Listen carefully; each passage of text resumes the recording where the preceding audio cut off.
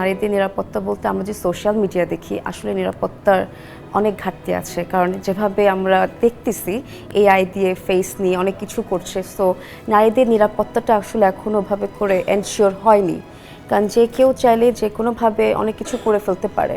হ্যাঁ, সত্যতা পরে হবে যে এটা ওটা না, বাট ওটা হতে হতে একটা মেয়ে কিন্তু অনেকটা ডিমোটিভেটেড হয়ে যায় যে আসলে আমার ফেস নিয়ে এটা করলো বা অনেক কিছু হতে পারে। সো এই জিনিসটা নিয়ে আমি একটু আসলে কি বলবো, শঙ্কিত। এটা হওয়া উচিত না। আর যেটা বলবো যে যারা আমরা সকল নারীরা আছি, we should support ourself, because আমরা যদি একে অপরকে সাপোর্ট না দিই সব ক্ষেত্রে, তাহলে কিন্তু নারীরা পিছিয়ে যাবে। সো যখনই এই ধরনের কোনো কিছু ফেস করতে হবে বা কিছু, সবাই যাতে আমরা এক হয়ে যাই যে না, দিস ইজ নট দ্যাট, সত্যটা সামনে এগিয়ে নিয়ে আসতে হবে। So this is the main thing. But safety সিকিউরিটির বিষয়ে যদি আমরা মানে সোশ্যাল মিডিয়া বলি, নারীদের সেফটি সিকিউরিটির একটু প্রবলেম আছে, এটাতে এনশিওর করা উচিত আমাদের। স্বয়ং যিনি প্রাইম মিনিস্টার আছেন, উনি তো বলেছেন যে নারীদেরকে উনি সবসময় সামনের দিকে যাওয়ার জন্য যা করা দরকার he will do that. So আমি মনে করি এখন যেহেতু উনি এসেছেন এবং বাকি যে সংগঠনগুলো আছেন তার দিকেও ওনার খেয়াল আছেন, যেটা উনি বলেছেন আমাদেরকে।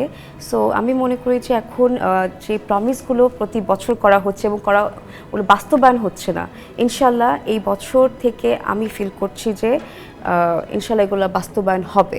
আর নারীদের যেটা আমি দেখছি যে অনেক কিছুই ঘটছে আমাদের দৈনন্দিন জীবনে, বাচ্চাদের থেকে শুরু করে সব সময় আমরা আসলে কোনো না কোনো খারাপ নিউজ আমরা পেয়ে থাকি।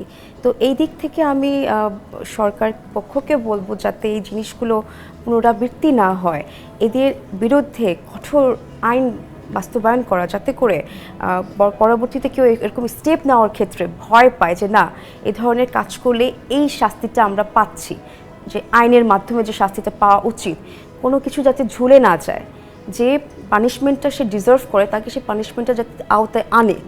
ঝুলিয়ে রাখলেই হয় কি, পরবর্তীতে আরেকজন স্টেপটা নিয়ে নেয় যে এখানে তো কোনো রায় হচ্ছে না, সো আমরা আবার ওই কাজটা করি। সো আমরা প্রতিনিয়ত যে ফেসটা করছি বাচ্চাদের নিয়ে, নারীদেরকে নিয়ে, এগুলো যাতে পুনরাবৃত্তি না হয়, যেটা হয়েছে গত দিনে, এগুলো যাতে আগামী দিনে আমাদের দেখতে না হয়, সেজন্য সরকার পক্ষকে আমার আন্তরিকভাবে জানানো যে তারা যাতে এই জিনিসগুলোর দিকে একটু খেয়াল রাখে। এবং আমি যতটুকু জানি নারীদের টেক কেয়ারের জন্য প্রাইম মিনিস্টার নিজেই তো আমাদেরকে অনেক কিছু চেষ্টা করছে। দেখলাম বাসের জন্য করছে, যে বাসে নারী চালক থাকবেন, নারী হেল্পার থাকবেন, সো যাতে নারীরা প্রোটেক্টেড থাকতে পারে। আমি মনে করি উনি যদি এই ধরনের স্টেপগুলো প্রপারলি নেন, ইনশাল্লাহ নারীরা সেফ থাকবেন আমাদের দেশে।